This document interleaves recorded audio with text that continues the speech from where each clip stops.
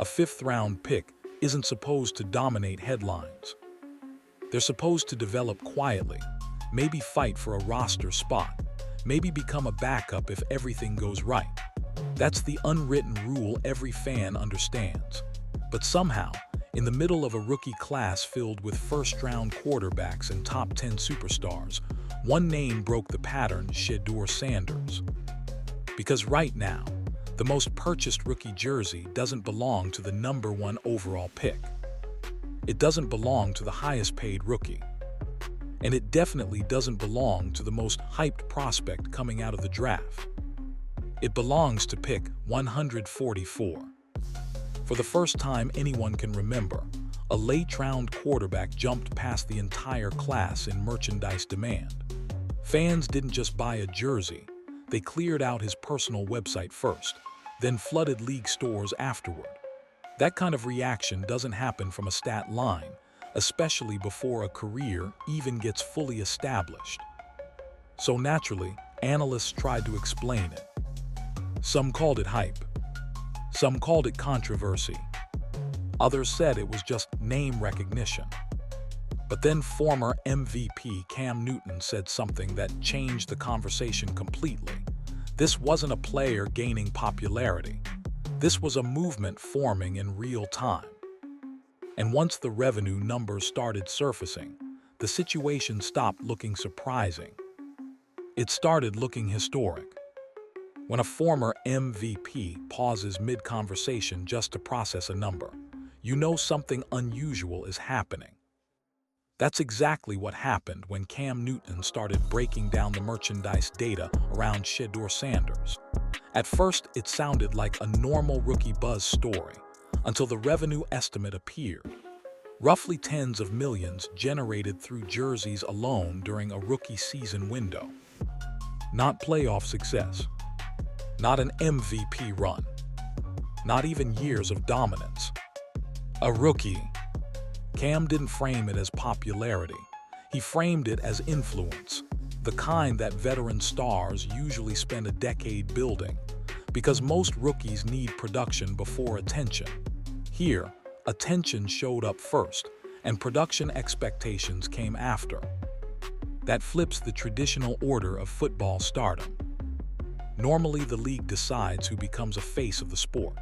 Performance earns coverage, coverage earns fans, and fans eventually create brand value. But in this case, the audience arrived early.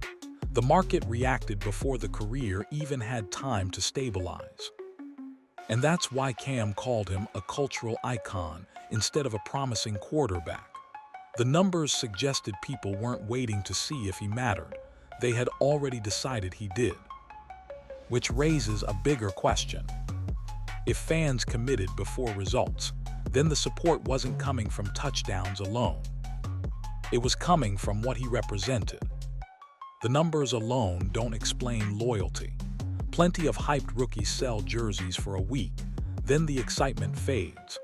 But the support around Shedeur Sanders kept growing, even during criticism, debates, and constant analysis of everything from mechanics to personality.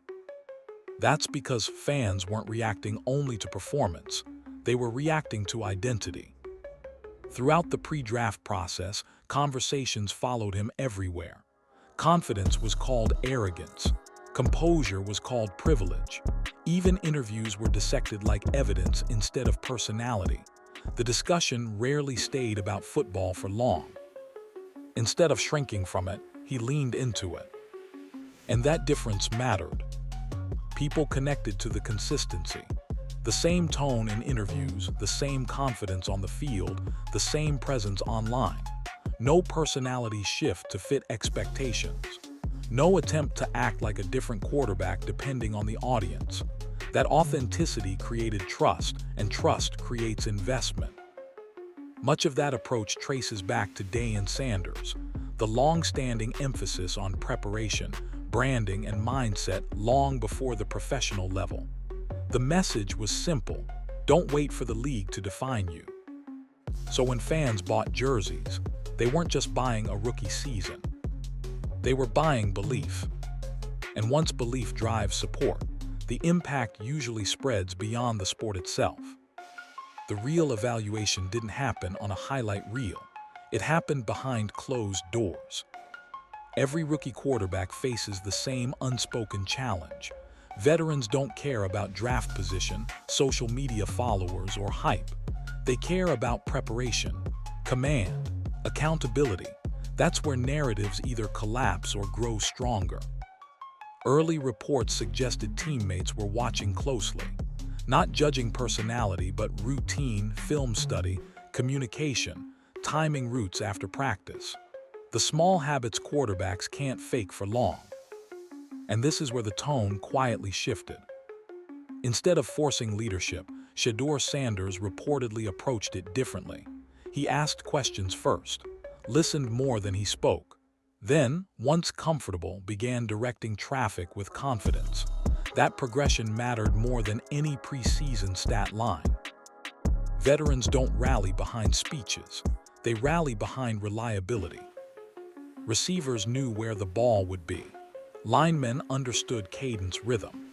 Even mistakes were followed by immediate adjustments instead of excuses. Those details travel fast inside a locker room, faster than media narratives ever could. The biggest change wasn't louder praise, it was silence. Criticism slowed down.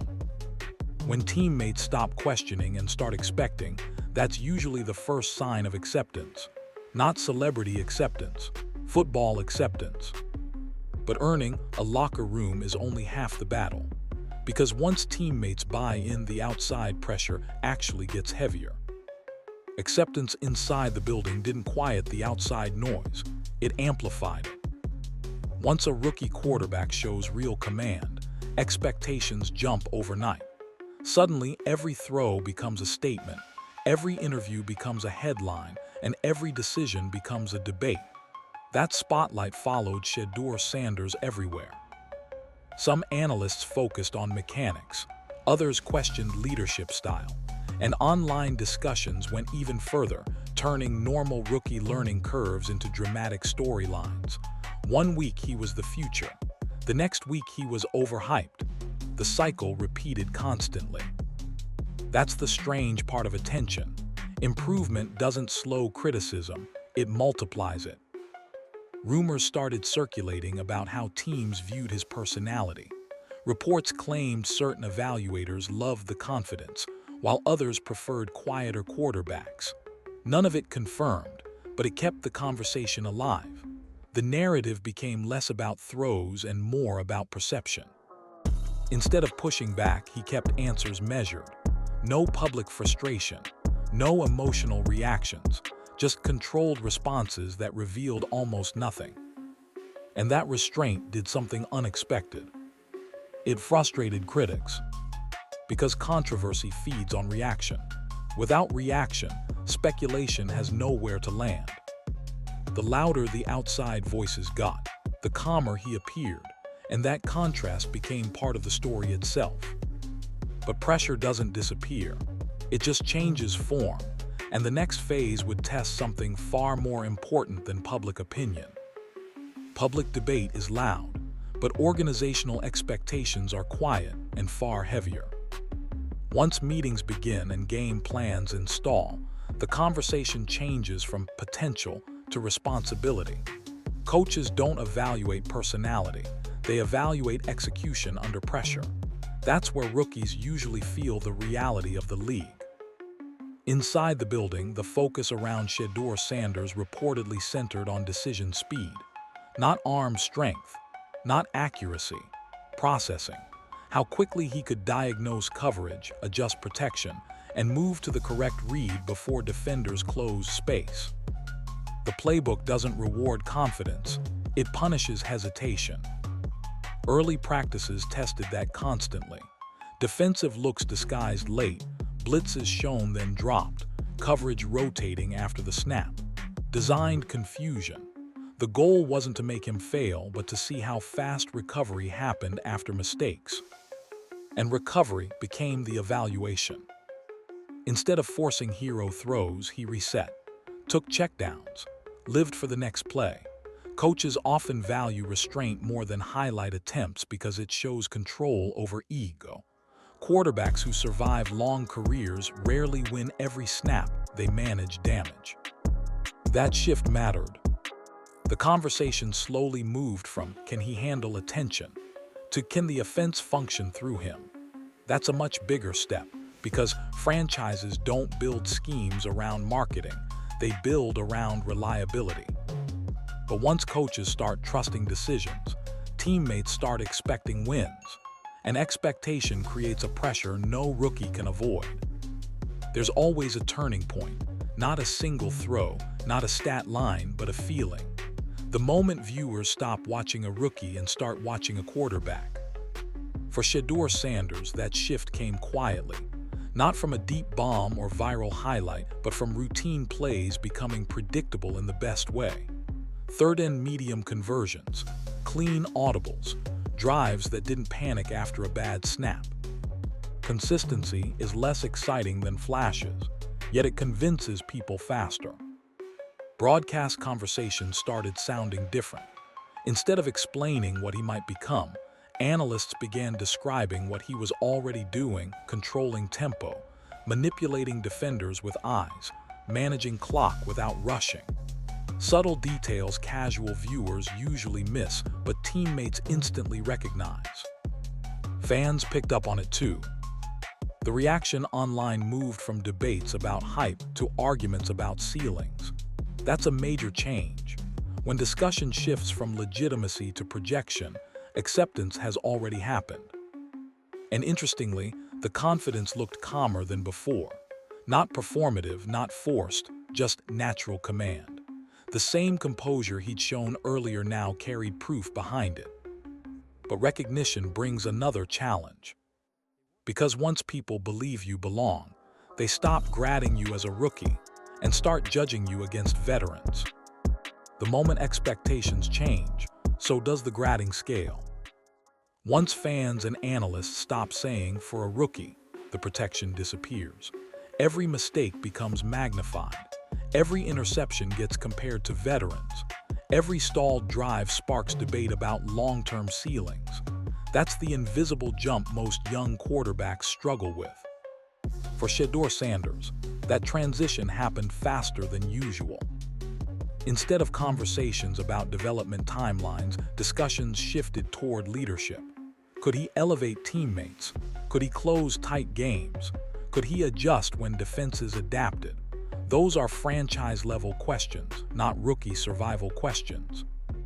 And that's where the narrative became more demanding. Defensive coordinators began designing game plans specifically to test his tendencies. Disguised blitz packages, late coverage shifts, simulated pressure looks meant to rush decisions. The league always studies rising quarterbacks closely. Once patterns emerge, they attack them. That's the second real test: adaptation. The early confidence that drew fans in now needed to evolve into strategic patience. It's one thing to arrive ready. It's another to adjust once opponents have film on you. The encouraging sign wasn't perfection.